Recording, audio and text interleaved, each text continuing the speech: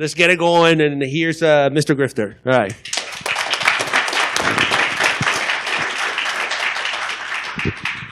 I like to pace a lot, so I need a lot of cord.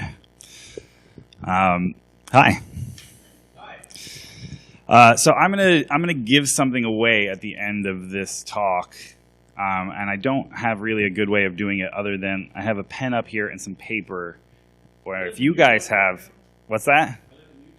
No, it counts against you. But if you want to write down your handle or some unique identifier or whatever, and then just leave it on the table, I promise you will want it. But yeah, sure, if that works. It's not a valid form of ID according to the card itself, but I'll let it pass. So yeah, if you want to do that, or you can just run up and do it while I'm talking. It won't distract me any more than anything else that my severe ADHD does. All right. Let's see if this works. Oh, magic.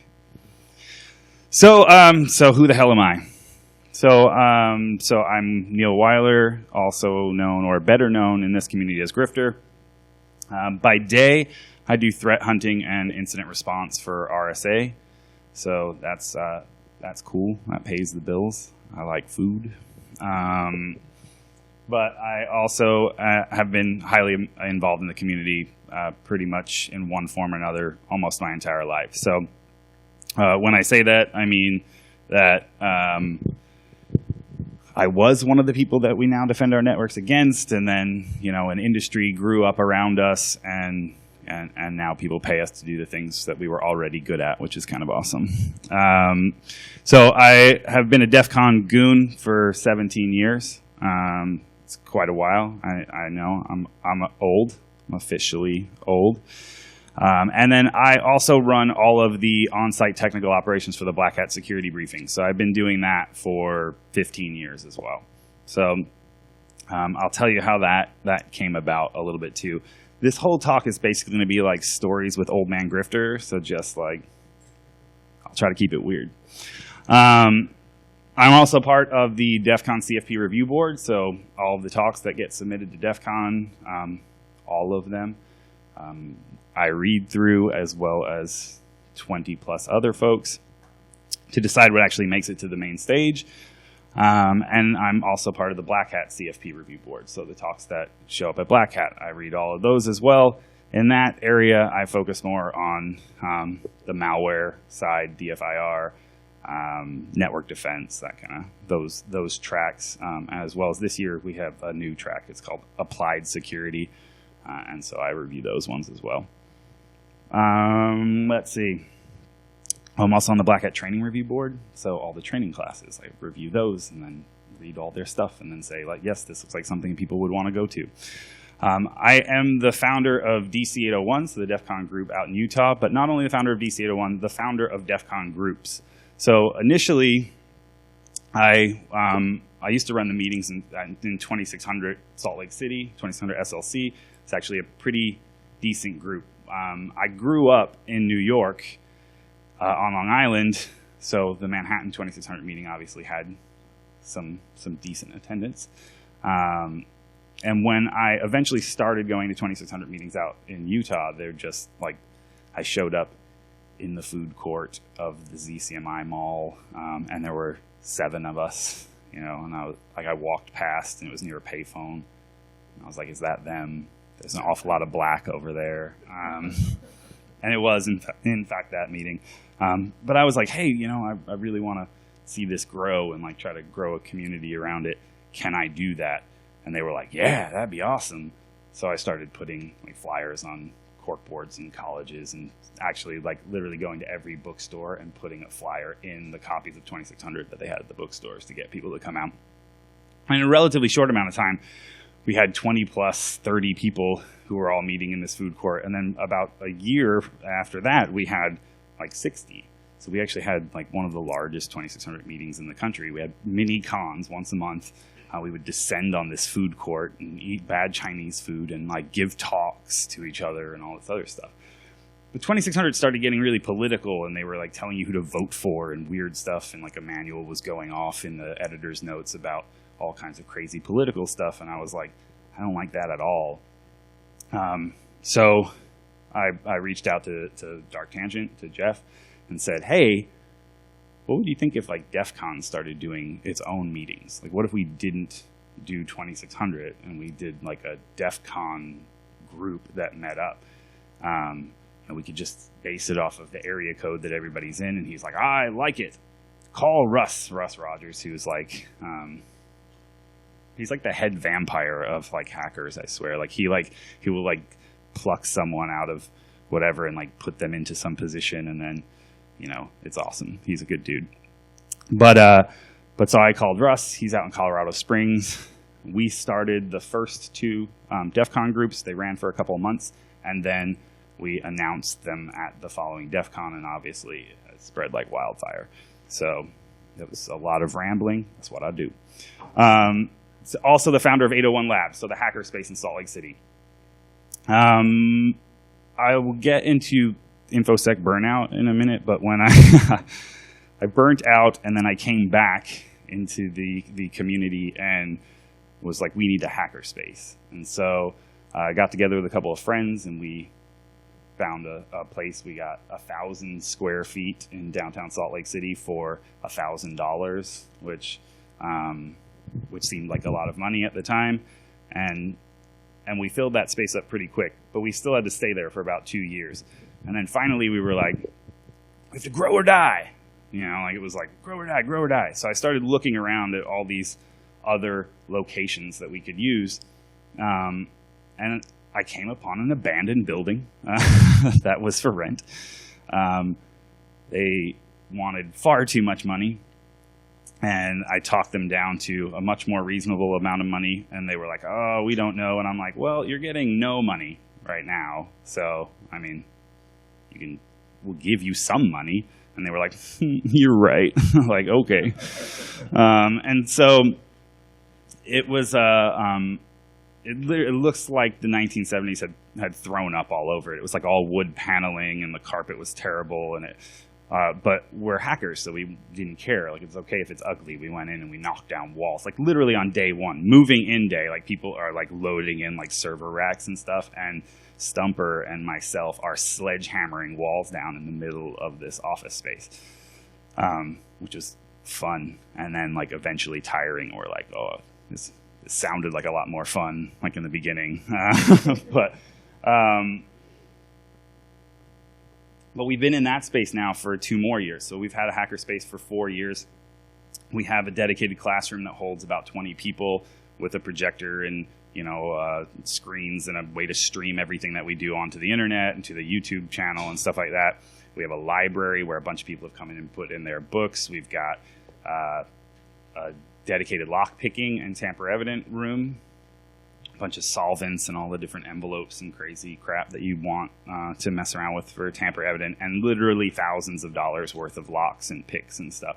Our lock sport nights are probably one of our most popular events. So we have a lot of that stuff. A whole hardware hacking room, you know, and then some of the traditional makerspace stuff. We're not a makerspace, we're a hackerspace. We're hackers, you know, so it's InfoSec focused. So we have a laser cutter and a vinyl cutter and a CNC router and like some tools and other stuff like that. But we also have a server room that's got a full rack of equipment with like professional stuff in there that is a hostile network that people can go and spin up VMs and do malware analysis or whatever it is that they want to do. So hackerspace. Let's see. So I have co-authored 3 books, soon to be 4. All soon. It's a lot of work. I don't recommend it. And I've spoken at Black Hat 4 times, DEF CON 7 times, RSA Conference, ShmooCon, B-Sides, Cactus Con, like HackCon out in Norway and stuff like that. So I get around. I'm kind of a whore. So one of the things people seem to like to hear about is like what it was like in the old and crusty days. So that's what I'm going to talk about a little bit. When I was a kid, I was going to say when I was a kid, I had ADHD. If you can't tell by my just constant movement, I still have it. But I'm hyperactive, constantly driving my family crazy. But my parents got divorced when I was pretty young. My dad moved in with his younger brother, my uncle. He's only about 10 years older than me, but he was like this freak of nature because he was into computers. And so this is like, mid to late 80s. So that's not a normal thing. And he had a computer in the house. He was always working on some type of electronics or whatever. And one day I went in to his bedroom and he was sitting on the floor and he had a VCR. So for you guys who don't know, that's like we used to put movies on actual magnetic media and then they would run it across this other media and then a picture would show. Magic. And so he had a VCR open on the floor and he was working on it. And I was like, what are you doing? And he's got all the electronic components and stuff. And he's like, oh, I'm fixing this for somebody. And I was like, oh, cool. What does this do? What does this do? And he was telling me, and I was like, what is that? And I reached into the VCR and I was about to touch the top of a capacitor. And he smacks my hand away and he's like, dude! And he's like, oh. He's like, that would have been bad. And I'm like, why? And he's like, that's a capacitor. I was like, what does that do? And he's like, well, it's basically like a little container. It's like an envelope that holds on to electricity and it will hold it no matter what. And I'm like, but it's unplugged. And he's like, yeah, but it can still hold a charge. I was like, my 8-year-old brain just thought that was the most amazing thing ever. And I was like, well, what's that? And that's a resistor. What's that? That's a capacitor. What does that do? And I became obsessed with electronics at that point. So that was good. That was a life-changing moment for me. Like literally like almost touching the top of a capacitor changed my life. Later, I did a technical electronics class when I was in high school, like one of those vocational school type of things. And we used to charge up the capacitors and throw them to each other. Like, by the time that year was over, you could have thrown someone a baby and we would have let it drop on the floor. Like, it was like no one caught a damn thing in that class. Like, it was like you try to come up with new and interesting ways to get somebody to touch the capacitors. Like, it was ridiculous. Or we'd do dumb crap like charge up like the 1 farad caps and like touch them together and it'd like arc. And we're like, wee, this is fun. Like, we're idiots. So I was really into video games like most kids were. And my first online experience actually ended up being with a pirate bulletin board system.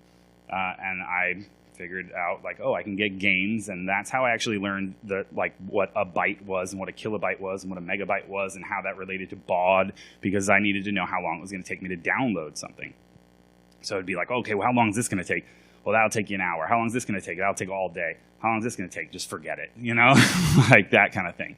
So I hung out on this pirate BBS for probably like 3 years, but I loved it because I was 8, 9, 10 years old, and nobody knew how old I was. They were only judging me based off the content of the posts that I put on the BBS. They had no idea that I was a kid. I have no idea if they were kids or if they were adults or whatever. I just knew them based off of some handle, which I was still using Grifter. Like at 8 years old, I was using Grifter. And so I loved that. I loved that aspect. When eventually somebody said, hey, like based on my posts and personality, they were like, I think you would like this BBS. And they gave me a number, and it was to a hacker BBS. And I did love it. And I read everything, like every text file, all of it, including all of the crazy government conspiracy stuff that was like the government's working with aliens, and I'm like, I knew it, I knew it.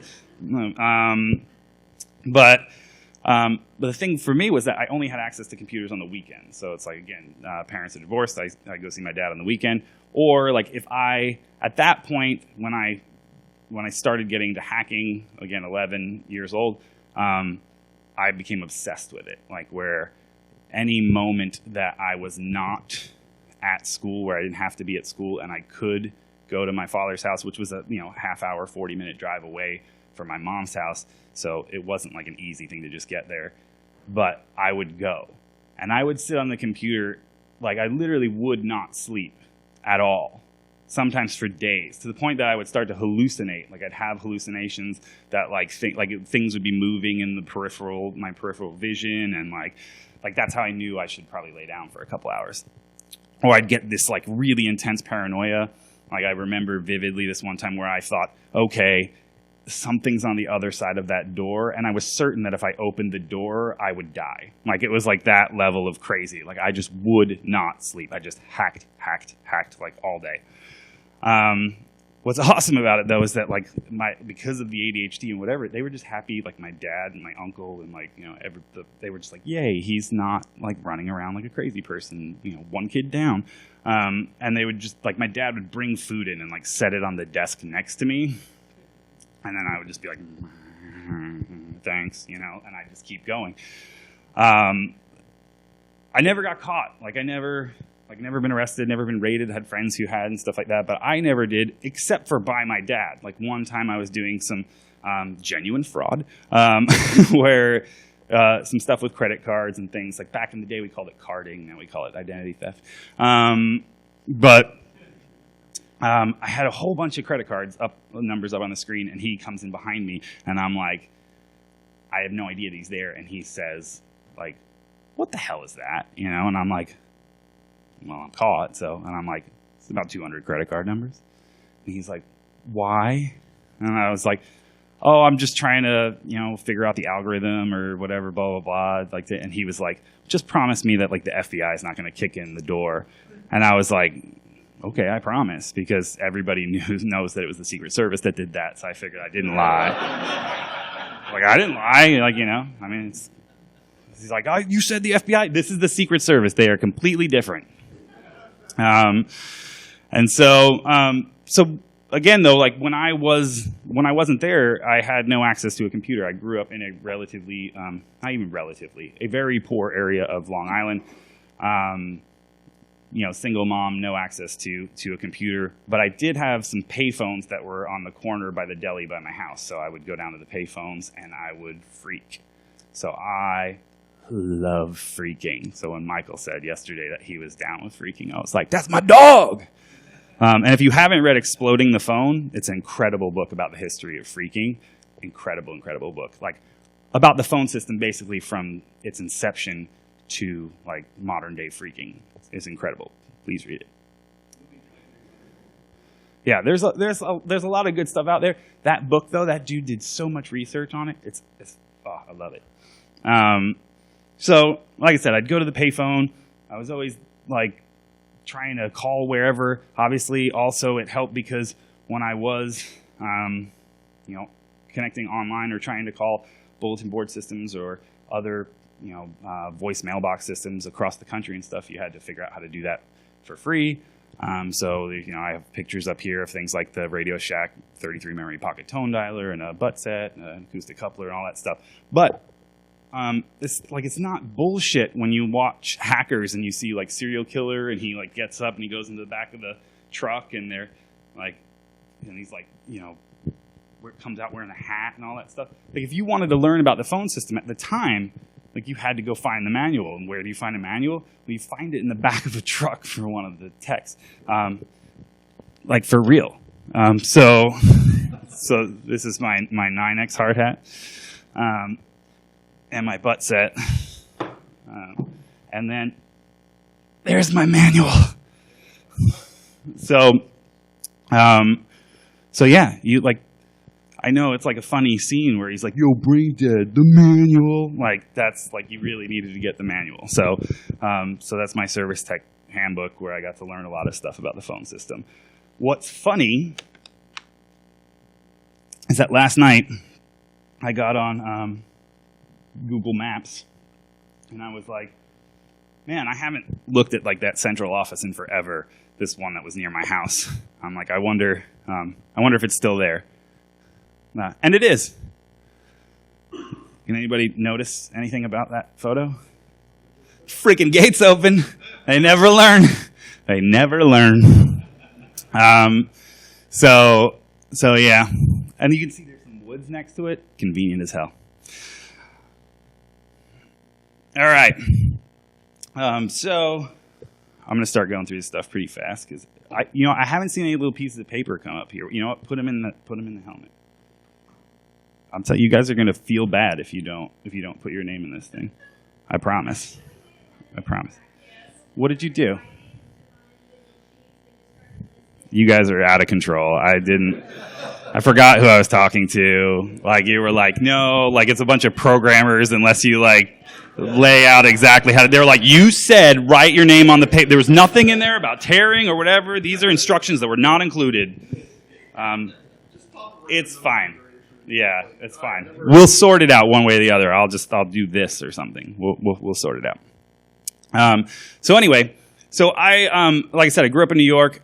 To get out of New York in a bad situation, I was not a good kid. Like, besides the hacker stuff, none of my friends knew about the hacker stuff, but I was involved in like gang activity, and I like used to rob houses and stuff like that. I was just not a good person.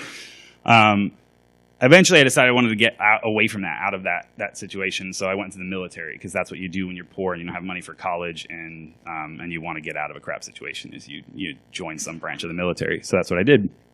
And I got stationed out in Utah. When I was there, I bought a computer. You know, I was living in the dorms on base. I bought a computer. Then I sold the computer because apparently I could not own a computer without just breaking into all the things, which is not a smart thing to do from a military installation, just like as a heads up. And so I was like, well, I really don't want to go to federal prison, so I'm just going to sell the computer. What's funny about that as well is that at the same time I had met my wife. Like, she was, I started dating my wife, but I had gotten rid of the computer. My wife had no idea about the hacker stuff until after we were married. Like, and then it was like, because I got out of the military after we were married, and then I was like, so, yeah. It's like, I'm sure, like, if you were like in a Harry Potter book and you had to tell someone you were a witch, like, that was my coming out. Like, I was like, so I break into things. But yeah, so I told you about 2600. Eventually, I got to the point where I just avoided the scene for a little while, but I got to the point where I was like, I missed it, and I was about to get out of the military, so I figured, okay, it's safe for me to go back and have these contacts and stuff. And I really wanted to go to DEF CON that year, and I'd been avoiding DEF CON as well, just because I just didn't think it was a smart thing for me to do, knowing my tendencies. So I started going to 2600. I met a bunch of cool people. We grew the meetings. We used to do this road trip out to DEF CON. It was dope. We would like all get in the car and caravan down there together at like some ridiculous hour. Like one year, like when wireless was new, we like gathered up all of our Wi-Fi equipment, like all of our antennas, and we like taped them to the windows of the cars, and we set up an ad hoc wireless network on the road trip, and then we set up an IRC server, and we were like lols to each other, like on IRC, like driving down I-15. It was ridiculous. And we used to like put this scrolling LED display in the back window and troll the cars behind us. And this like, we drove down, well, at least me and the couple guys I was with, we drove down what we called the van of justice. And we would just troll people and have, just a really good time. So I love DEF CON. Like, it's just great. I seriously, like, I love it. I've been going for a really long time. And so I know it's super crowded today, but for me, there's no concept in my brain of ever not going, like, as long as it continues to be there. So I started, volunteering, started gooning out of DEF CON. I became the admin of the DEF CON forums. So I was doing administration, me and another guy named Noltone. And I was bitching about how expensive Black Hat was, like, on the forums. Like, it was just like, at that point, I had started my own company. I was like, look, I'm like young and whatever. I don't have thousands of dollars to go to Black Hat. This is crap, So somebody on the forum, Russ Rogers again, head vampire of hackers, and he says, "Oh, hey, would you like to volunteer? I can make an introduction for you." So I'm like, "Okay, yeah, that'd be great." He makes the introduction. I'm supposed to go out for like their US show, the Vegas show. But then like 2 weeks later, I get an email from one of the organizers, Ping, and she says, "Hey, one of our guys dropped out. Can you come out to our Seattle show?" It's the Windows show. They used to have a Black Hat Windows show up in Microsoft's backyard. I'm like, hell yeah. Like, it's like 1 a.m. I go wake up my wife. "They want me to go to Seattle. Can I go?" And she's like, "You may go." So off I went. And I loved it. Had a really great time. And in between that show, and they were like, we'll see you in Vegas. In between that show and the Vegas show, they went off to Amsterdam to the Europe show. And so the guy who does what I do now, he packaged up all the gear for the Amsterdam show, put it on a pallet, got it out on the loading dock, and then left it there and went to Amsterdam, like not having shipped it. So they got to Amsterdam and they had no equipment, no cables, no anything, and it happened to be a holiday weekend. They had to like call and get someone to open up a store just so that they could like actually like put on the con.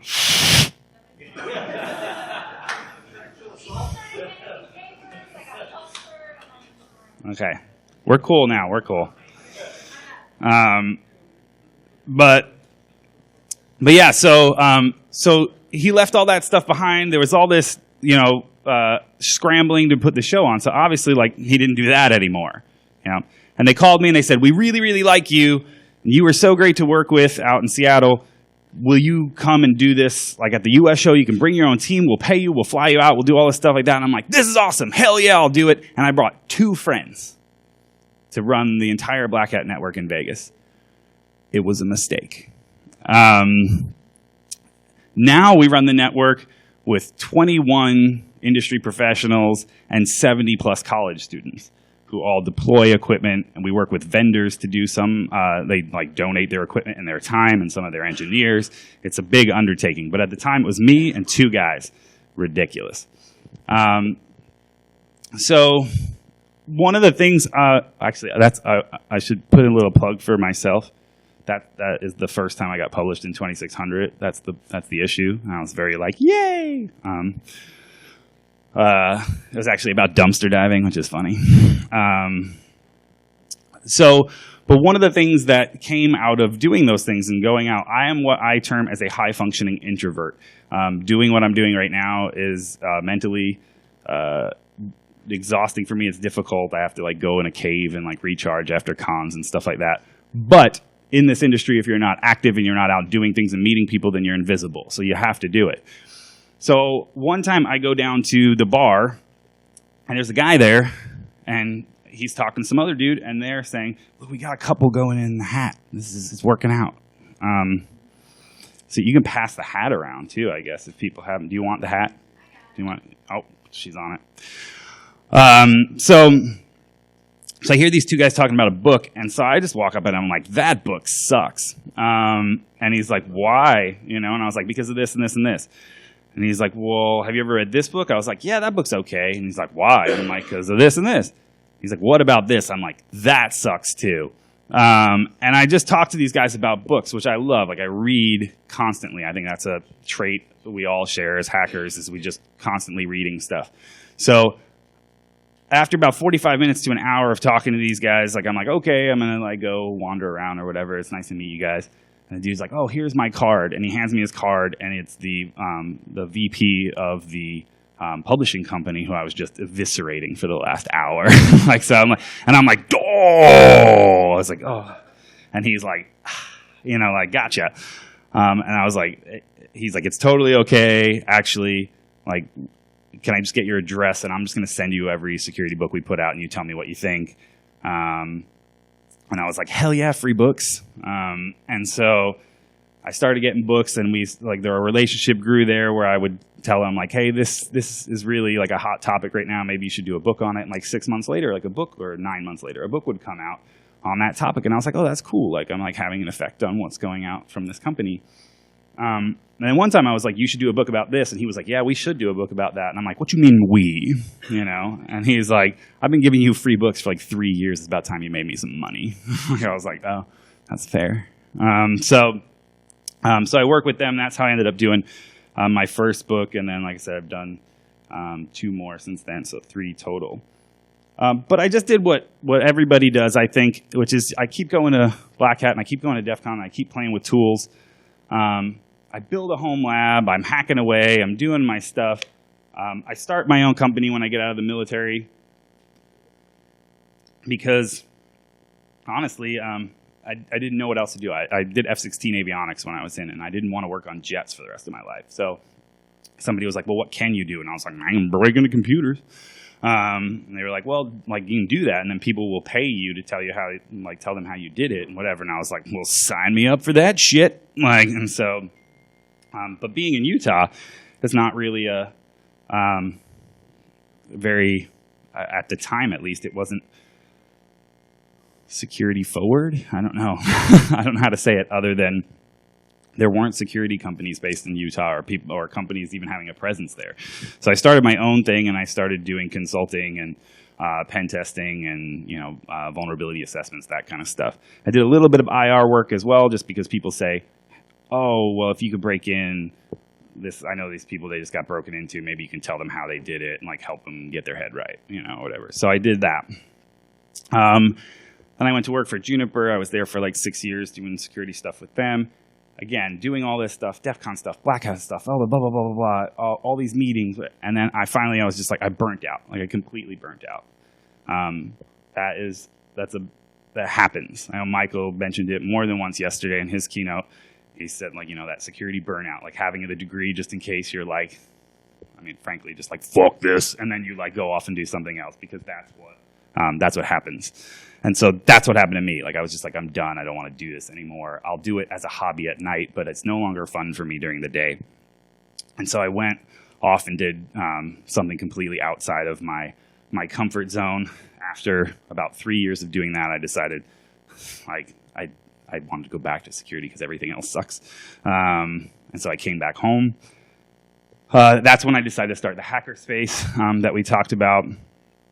But now I'm back. Now I'm going back into this industry that I walked away from for a couple of years. So what am I going to do? Well, we can't have a talk without talking about red versus blue. So let's do it. So red team stuff. So red team's awesome, right? Red team, super sexy. Like just ninjas rolling around like pew, pew, exploit. Like, it's very satisfying. Popping a shell on a box is satisfying every time. It's as satisfying if any of you have spent any time picking locks in there. When you pick a lock and it pops open or the cylinder turns, like there is satisfaction in that never dulls. Like it's like that clink as a padlock opens, you're like, all padlocks are mine. Like, there's like this, like, and so the same thing happens when you you pop calc or pop a shell or something, you're like, all computers are mine. Like it feels good. So that's fine. You just, you keep doing that. But what does it really help? Like what are you helping when you're doing that kind of thing? And I'm not trying to say that like red teaming is bad. Obviously I did it for years. I actually think it's incredible skill set, and it's a skill set that defenders need as well. But to my earlier point, about like when I got out, I did it because it was the only thing I knew how to do, and I kept doing it, and then, I think again, Michael, you mentioned this yesterday. Like, what are the odds if the scope is open? What are the odds of somebody getting in on an engagement? Like 100%. 100%. So that if you're going into this environment and the scope is open, not like where they're like, oh, you can't do it during these hours, and you can't do it to these systems, and you can't do whatever, and you're like, look, like, are we going to do this? Or like, why don't you just pay me and we'll check that box together and I'll go home because I got kids. Like, so, but if the scope is open, you should get in. Like every time, you should get in some way. You should have some type of deliverable for the client. And if you're not getting in, or you find yourself like hitting a wall, like, then maybe that's not for you. Maybe hang it up. Like, red teaming isn't for everyone. The thing is, everybody thinks red teaming is for them. So they're like, no, I'm a hacker for hire. Pow, pow. Like, that's what I do. Like, and it's like, just because you use Metasploit once doesn't make you a red teamer. So, but that's true. It's the unfortunate reality of the industry. Real pen testers, real red teams, they write reports. They come back to you with actionable data afterwards. They say, yeah, you failed, and that's okay because at least now we know this, this, this, and this, and I can help you make sure that the next time we come at you, next quarter or whatever, these things should be taken care of. If they're seeing the same things, that's where you're failing. But they should be coming in and it should be getting more and more difficult. The bar needs to be raised. The thing is, those type of pen testers, they're super rare. Like, super rare. Everybody says, oh, I do pen testing. It's like, no, like, you can't just, like, you know, like, run some scanner and then be like, oh, yeah, I'm a pen tester. I'm going to charge you a lot of money for that. But again, I felt like after a while, it was like, oh, I always succeed. So great. Like, now what? Do I just keep doing that? So I did. So I went to the blue team. Blue team? Yep. We're Smurfs. That's right.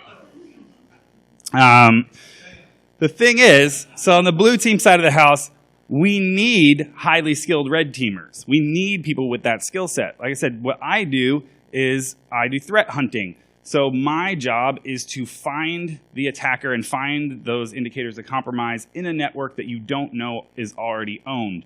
So it's basically, there's a lot of fancy definitions for threat hunting. It's a fabulous buzzword people are throwing around. It's just doing IR when you don't know that you're owned. Like, so I go in and try to find the things that would stand out, the trail that somebody would leave behind. You know, so it's having the ability to say, I know what this, you know, exploit looks like on the wire, or I know what DLLs are getting, you know, hooking, and I know what processes it's spawning, and I know, you know, what, you know, like if you get in there and like, you know, PowerShell is connecting to the internet, like it's like, take a look. So there, like knowing what you would do as a red teamer makes you an incredibly effective blue team person. And the thing is, like, again, I know that the red team thing is sexy and everybody's like, what do you do for a living? And you're like, I break into computers for money. And it sounds really cool. But we kick them out. Yeah, that's fair.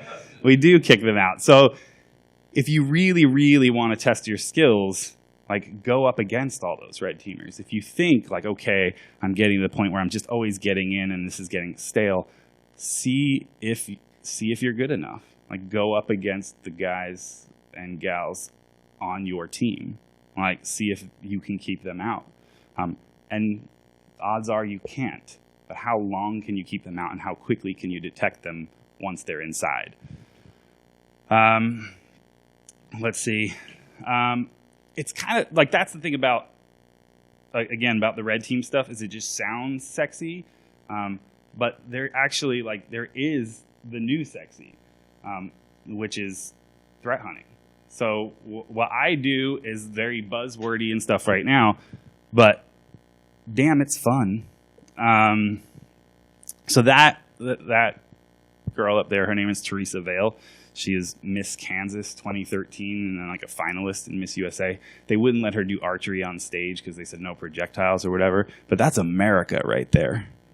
But she's like a legitimate, like, badass hunter, like killing animals and stuff, which is not my thing. Like, but that is.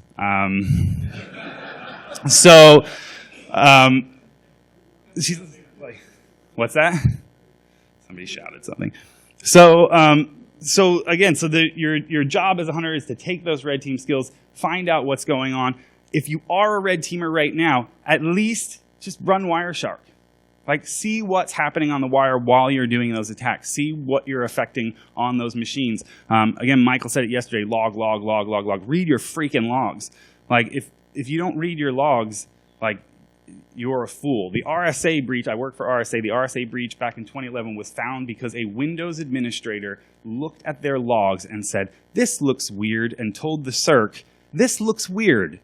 And that's how the discovery of that breach, like, came to be. Was somebody just went, that looks weird in the logs. So look in the logs. Cliff stole the cuckoo's egg, like 25-cent discrepancy in the logs on processing time at the time of the university. And, you know, spoiler alert, it's right there on the cover. tracking a spy through the maze of computer espionage leads to finding a German spy who's trying to grab all this stuff off of military systems. The thing is, these are about finding little things, finding little anomalies. So, you got the Super Troopers thing where the one shot is up in the neck and he's got the rest of the grouping in the chest. And he's like, what about that little guy? He's like, I wouldn't worry about that little guy. That little guy is the one that you want to look for. That's the one you want to go after. I also put up from Hackers the Ellingson Mineral Corporation where he says, God wouldn't be up this late. Being a threat hunter means knowing when your key users are going to be online and when they're not, what systems they should be accessing and what they shouldn't, knowing your ingress and egress points. I'm crazy, I'm crazy paranoid. I go into a room and I'm immediately checking all of the exits. I'm thinking about, okay, if this turns into an active shooter situation, how do I get out of here? I know that there's an exit there and there, but I'm in a restaurant, so there's probably an exit out of the back the kitchen staff can use, so that's another exit other people aren't thinking about. Are these chairs bolted down? Because if shit goes down, I'm going to take this chair and hurl it through the window, and that's another exit. What's that guy looking around so much for? Maybe he's just like me and paranoid, or maybe he's about to start something. So that's how I roll. Crazy, situational awareness, always looking for the anomaly in things, which turns out is a good skill to have to be a threat hunter. So if you're that kind of mentality, if you're the person who always notices things when they seem off a little, then you're the person. That's the right skill set. That's the right fit. So do that. Even this, my pen is a Smith & Wesson pen. I take this on planes, I sit it in the seat in front of me. If something kicks off, I'm going to jab this in someone. TSA lets you fly with this. I've been flying with this for years. In situations, there's going to be people who live and people who die. I'm going to live. That's it. Have that paranoia. The thing is, we live in an industry and a society where there are hundreds and hundreds of vendors. If you go to Rsa Conference, they have 2 expo halls you could land a jumbo jet in. It's ridiculous. There are hundreds. They brag about it. They're we have 700 vendors, and it's cool. 690 of those are snake oil. So the thing is, it's I put this up here because both of these, we hate vendors, right? Boo vendors, I work for a vendor, boo me. But that's a bow, and that's a bow. But they're drastically different. So there are people out there who are making tools that are good for the job. So find out who those companies are and make sure you do your research so that you're using the right thing out in the field. Because it can make your job a lot easier. But just don't end up in a trap where you end up buying some garbage. All right. So again, this is I'm a rambler. You guys are just getting ramblings. So here's my thing. We love to play the shame game. Why is that? If you notice, anytime there's a breach, everybody goes like this. Oh, wait, how did they get in? They're doing what? They're using what exploit? And they look around are we patched? Are we patched? We're patched? We're patched? Okay, we're good. Oh, yeah. And they get on Twitter and a bunch of armchair CISOs are like, they should have done this and they should have done this. What amateurs. It's just absurd. It's the first thing you think to do is just go, we're good? Good, because now I want to go shame whoever that company is. I call it the security scarlet letter because if you're breached, people make you walk around the con circuit for years, going yes, I worked at Target during the breach. Yes, I did. I was there. I went to work for RSA years after the RSA breach. People gave me shit about it when I got hired. I was I wasn't there, right? I wasn't. It was years before I got there. It didn't matter. People were oh, RSA, huh? You guys know what it's like to get breached. What do you want me to do, bruh? So yeah. But the thing is, because of that mentality, because we do that, we don't share. So when we have a breach or we have something, we hide. And if we don't have to report it, then we don't. The thing is, the RSA breach, they didn't have to report that. No customer data was taken. So legally, there was no reason that they had to say, oh, you have to give this up. They didn't have to do it. I'm not stopping in 5 minutes. I didn't start until 15 after. She's waving a 5-minute sign at me. I came to speak. I flew from Salt Lake City. So the thing is, we have to share like what happened. We have to be able to say like, oh, look, this is what happened to us. These are the mistakes that we made. This is what you need to do to make sure that you guys don't end up in the same situation as us. Instead of shaming each other and making the other person wear that security scarlet letter, just have the decency to say what happened, what can I do to make sure I don't end up in the same situation? And then find out so you can protect yourself. I was at ShmooCon last year, and they had this panel of all these educators up there. And one of the guys on the panel says, oh, yeah, the security, like these are like people who are teaching in universities right now, current network security courses and secure development and stuff like that. And he's, I don't understand why the security industry is like the one industry where you can just fail over and over and you get a pass. And I was like, yeah, exactly. What? Like, and I literally, because I'm an ass, I like jump up and I scream at the stage. And I'm like, blaming security professionals for security issues is like blaming the firefighter for the fire. It's like education happens. There are smoke detectors. There are classes to say, like, for kids in school to teach them to stop, drop, and roll and do all those things, whatever. But when a fire truck drives down the street, we don't look at it and say, wish those guys did a better job. Firefighters are really failing us. Fires are going to happen. It's going to happen. It's not our fault that developers suck. No, that's not what I meant to say. What I meant to say was that it doesn't matter how many times you say it, some redneck is going to deep fry a turkey in his garage. Tell him no. Tell him no all you want. Now, to be fair, I deep fry a turkey every Thanksgiving out in the middle of my lawn, but not in my garage. But that's not the firefighter's fault if that goes down. So it's what I think we can do is learn from the airline industry. So the airline industry shares data. They found out years ago, actually, I want to say maybe it's in Freakonomics or something like that. They talk a lot about the airline industry and things that they learned by sharing information with one another. And one of the most common reasons for a plane crash is when a co-pilot and a pilot don't know each other. And the reason for that is because the co-pilot feels like he cannot question the senior officer. Is it Malcolm Gladwell? Which one was it? Which book? Is it Outliers? It's one of those. Okay. So they find out, okay, that's because they're not talking to each other. And this guy feels like he can't question because he doesn't know the other dude, and so he's just like, well, that's the senior guy. I'll just keep my mouth shut and I'll do whatever. Instead of saying like, maybe you shouldn't pull that lever. And so we can take a tip from that. Instead of having our level 1 analyst not be able to question a level 3 analyst and say, hey, I think that there's a problem here.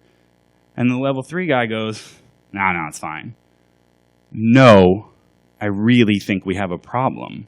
Like that level of communication, that pulling off, like as Michael stated yesterday, removing rank. Like that's one of the things that makes people satisfied in a position.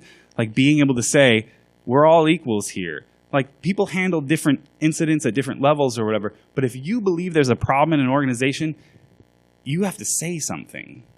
And if people won't listen to you, you make them listen. There was an incident, and I guess all this data comes from like flight recorders and all this stuff, where a plane had an engine on fire. The pilot says, the right engine is on fire. We're going to turn it off. Everybody looks out. The right engine's fine. The left engine's on fire. But they're like, hey, he probably just misspoke. No one says a word. He shuts off the good engine, and the plane crashes. Holy crap. Like, no one was just like, dude, your other left. Like, just like something. No one said anything. People died. Like, hundreds of people died because no one would just say, like, hey, man, are you sure? You have to be able to have that kind of communication.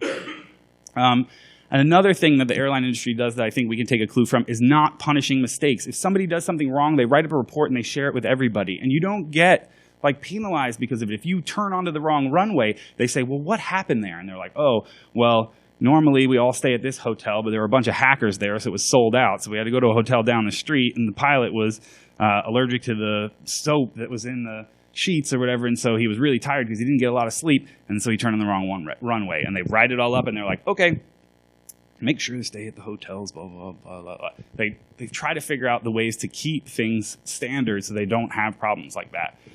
And we can do those things too. You know, if we are willing to just like put our hand up and go, I made a mistake, rather than being like, oh crap, I made a mistake, now everybody in the office is going to shame me and it's probably going to end up on social media and blah, blah, blah. So yeah, let's stop doing that. So let's talk about threat intel for a second. So somewhere along the way, we thought that it was cool to like charge money for threat intel. And like every company does it. It drives me freaking crazy. Like, charging for threat intel is an absurd concept. This is the data that will keep you safe. These are the indicators that you have to look for in your network, or you know, the tactics, techniques, and procedures that different threat actor groups are using that will help you make sure that your network and your users are protected. But somebody was like, well, yeah, I got all this information. What do you want to do with it? And they're like, sell it, baby. Sell it. Some sales dude, sales douche, that was like, we can sell that. We can sell that. Charging for threat intelligence is like if they put out an Amber Alert and they were like, hey, there's a person going around trying to kidnap children. If you'd like to know what vehicle they're driving, what they look like, whatever, please pay $2.99 and we will send that to you. We would lose our damn minds. That's what this is. That's what charging for threat intel is. It's saying there's an attacker out there. There's a group of highly sophisticated attackers that come from a state-sponsored agency. We know what tools they're using. We've got some information about the way they conduct their campaigns. But you can't have it unless you give me some money. That's called extortion. One of the things I put it up here was, again, this is another thing. We need to share. But homemade food versus fast food. Create your own threat intel as well. Go out there, get intel from other sources, but your own threat intel is the most valuable threat intelligence that you're going to get. So if you don't have a program in your organization, start working on one. You have to do those things, otherwise you're just eating threat intel fast food. Like a bunch of hashes coming over, or host names and IP addresses, like that's garbage. You need TTPs. So this one sometimes pisses people off. Don't care. Bug bounties suck. And here's why. Because bug bounties are crowdsourced security for someone who doesn't want to pay for more staff. That's it. That's what it is. What they do is they use your skill set to go out and find the bugs that their developers put into code, and then they give you a token, sometimes a t-shirt. Sweet. That's a nice shirt. But even if they give you 10 grand, 10 grand is nothing. It seems like a lot of money when you're starting out in your career, but I promise you, if you want to make more money, if you want to have a career in information security, you take that vulnerability, you do responsible disclosure, then you write up a talk and you put it in a CFP and you send it to any conference, wherever, all over the country, and you present on it, and you end up like making yourself a career instead of a boat payment. I know personally, of a good friend of mine, he got a $75,000 payout from a company where they said, it's like, obviously this is a pretty good bug, and they were like, you cannot talk about it. That's it. They put him under NDA. If you're doing any bug bounty program that tells you you can't talk about it, that's not the one you want to be involved in. All right, I'm going to go quicker. Got like 3 slides left. So we have a data problem. The problem is we use old systems and we never change them. Look, there's that social security card we were talking about earlier. We need to make this data worthless so that if an attacker gets it, it means nothing. We have credit cards, and credit cards are old. You know, we're using this 50-year-old technology with the magnetic stripe on the back. Now we put chips on them, and then we hobbled ourselves with the chip because we don't even use chip and pin. We use chip and signature. And then you get online, and it doesn't matter. I can order something from Amazon. I just put in the number. It doesn't make me put the chip in anything. So what does it matter? And the reason I put a form of two-factor authentication up there is because that would solve it. Sure, take all my credit card numbers. You can have them all. Because when I do a financial transaction, my credit card has a little display on it that every 30 seconds gives me another number, and I put that number in, and unless it matches at that time, the purchase doesn't go through. Well, why don't we do that? Because it would cost the credit card companies money. That's why. But that's what it comes down to. If you have two-factor financial transactions, no money, no problems. So now, in closing, some predictions and advice. Things are going to get worse before they get better. Like, that's just how it is. We are in an unbelievable talent vacuum. We need people sharpening their skills, getting out there and doing the jobs that are out there and available, and they will pay you, and they'll pay you a lot of money to do them. Ransomware is also going to get worse before it gets better. I honestly, like, this is a big media, like, ooh, about this last WannaCry, but it's not really that great. Didn't make them a lot of money either. Now everyone's watching those 3 wallets, like, so close they'll never get that $70K they got in there. But another thing, stop deleting stuff. Log data and metadata is really cheap to store. Storage is cheap. It's okay to have a security data warehouse where you keep all of those things. And if you're not doing full packet capture, start doing that now. When I'm doing threat hunting, I take the logs, I look at it, I find an anomaly, and then I pivot to a full packet capture. I rebuild the session. I pull binaries out of that session. I throw them in sandboxes. I see what they do. If I find out it's actually something bad, then I pivot to the endpoint. I look at the processes. I do whatever. You have to have that data. Having logs without having full packet capture is like having a surveillance system where you know that you RFID, you slap your card up against the reader when you go in and it says, oh yeah, Grifter came in at 8 o'clock this morning. But you don't know it's actually me unless you look on a video screen and say, yes, that's actually Grifter who's going in there, which is what full packet capture gives you. And I know it's expensive and it's a lot of data, but think about it like you do physical video surveillance. Decide how long you're going to retain it, do whatever, but get it in your environment. Cyber insurance is a thing. Jake from State Farm says so. And I honestly believe that it will change security in the same way it changed the auto industry. They're tying money to this. And insurance companies have an awful lot of money, and they're underwriting all these businesses with data that they don't understand. And eventually they will understand it, and they're going to start forcing companies to say, you have to meet these requirements, you have to do these things, and if you use those vendors, then we are going to charge you more because we know they don't use secure development processes and things like that. So the insurance thing seems hokey and whatever, but I honestly think in the end it will do some good. And lastly, it's time to stop being purely defensive. The first book I ever wrote was in 2005. It was called Aggressive Network Self-Defense, and it was about like offensive security, about striking back, about doing stuff. If you haven't played with the ADHD distro, that's a good distro for offensive security stuff, go get it.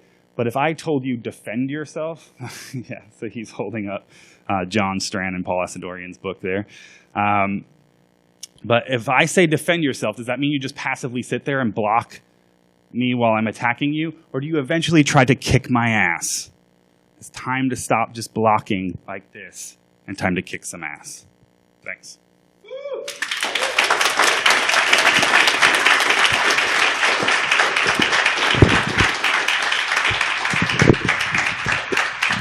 Thank you very much. That was an awesome keynote.